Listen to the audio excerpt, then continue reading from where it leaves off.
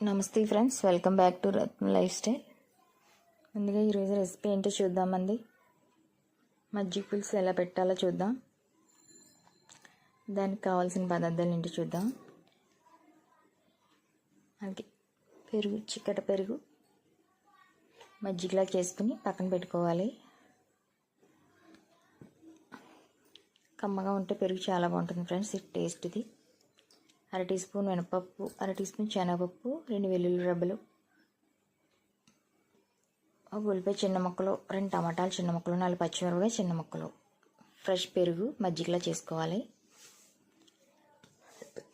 Stove మీద బాణీ పెట్టుకుని 2 స్పూన్లు ఆయిల్ వేసుకుని, ఆయిల్ బాగా కాగిన తర్వాత మనం ముందుగా రెడీ చేసి పక్కన పెట్టుకున్న పోపులన్నీ వేసుకోవాలి. దాంట్లో దోరగా వేగనివ్వాలి.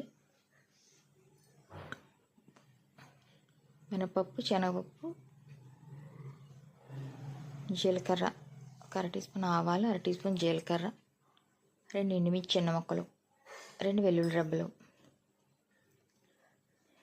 ఈ పోపులన్నీ దోరగా వేగిన తర్వాత మనం ముందుగా కట్ చేసి పెట్టుకున్న ఒక ఉల్లిపాయ చిన్న ముక్కలు, 4 పచ్చిమిరపకాయలు చిన్న ముక్కలు, 2 టమాటాలు చిన్న ముక్కలు కూడా, 2 రెబ్బలు కరివేపాకు దాంట్లో వేసుకుని ఒక 10 నిమిషాలు వేయించుకుంటే సరిపోతుంది. మరి ఎక్కువ వేగన అవసరం లేదు.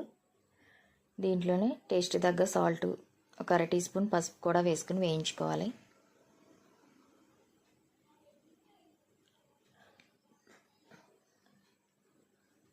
టేస్ట్ తగ్గ సాల్ట్ కూడా వేసుకుని వేయించేసుకుని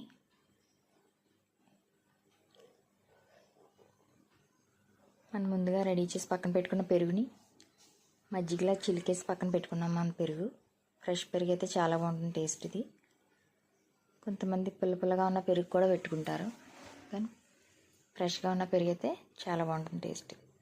మజ్జిగ పులుసు అన్నమాట ఇది. అన్నీ కొంచెం ఇలాగ 10 నిమిషాలు వేగిన తర్వాత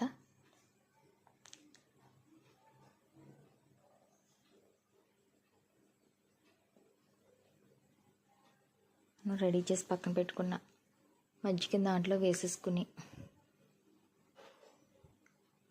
దీంట్లోనే కారం బూందీ కూడా వేస్తున్నాం మనం. బాగుంటుంది టేస్ట్. ఒక 50 గ్రాముల కారం బూందీ వేసాం. మనం 1/2 లీటర్ పెరుగు మజ్జిగ కింద చేసుకుని మజ్జిగ పులుసు చేస్తున్నాం అనమాట. బూందీ వేయడం వల్ల టేస్ట్ కూడా చాలా బాగుంటుంది ఫ్రెండ్స్. మీరు కూడా ఎలా ట్రై చేసి మీకు ఎలా కుదిరిందో మాకు కామెంట్ చేయండి ఫ్రెండ్స్. ఈ మజ్జిగ అంతా పెరుగంతా మజ్జిగలా చేసుకుని దాంట్లో వేసుకుని ఒక 10 నిమిషాలు కలుపుకొని కొత్తిమీర కూడా వేసుకుని స్టవ్ ఆపేసుకుని సర్వ్ చేసి